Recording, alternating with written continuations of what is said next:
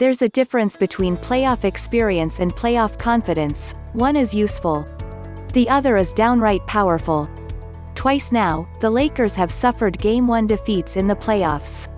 The responses, also twice now, have sprung from their steadiness rather than panic.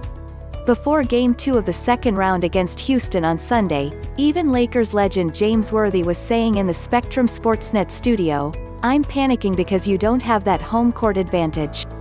Indeed, that game would have in a normal season been a home playoff game, with Lakers fans at Staples Center making certain the Western Conference's top-seeded team felt support to offset any anxiety.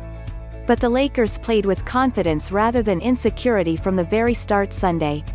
And even though they weren't literally part of the very start, the four Lakers who accounted for almost all the team's minutes off the bench epitomized the team's confidence.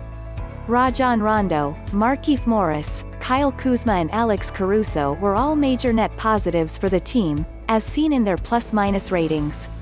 On the flip side, all of Houston's main bench players, Danuel House Jr., Jeff Green and Austin Rivers, posted their team's worst plus-minus ratings.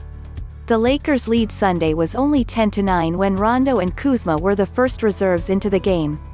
By the time Rondo left the game early in the second quarter, with Kuzma, Morris and Caruso staying out there, the Lakers led, 40-21.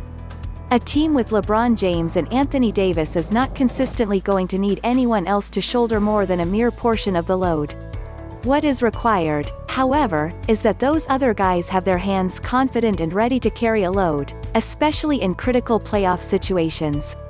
Because he has moved around the league a lot and has an identical twin brother for whom many mistake him, few realize that Morris is in the NBA playoffs for a fourth consecutive year. Twice with Washington, then Oklahoma City, and now the Lakers. Morris is the only player on this veteran-loaded team besides Danny Green who is able to say that. Green is remarkably in his 10th consecutive year of NBA playoff action. And he's actually 11 for 11 in his career if you count the fact that Green was on Cleveland's roster but didn't play in the 2010 playoffs as a rookie. But Morris's recent good fortune comes with a far different context. Morris never made the playoffs until 2017, his 6th NBA season. Even then, he was the only starter on that Wizards team not to have any playoff experience.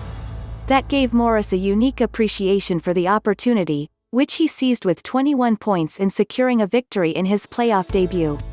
He similarly is looking to seize these days against Houston, understanding he is more likely to get playing time against this undersized Rockets front line. So, Morris blamed himself for the Lakers' Game 1 loss far more than you would figure a role player who took only one shot ever would.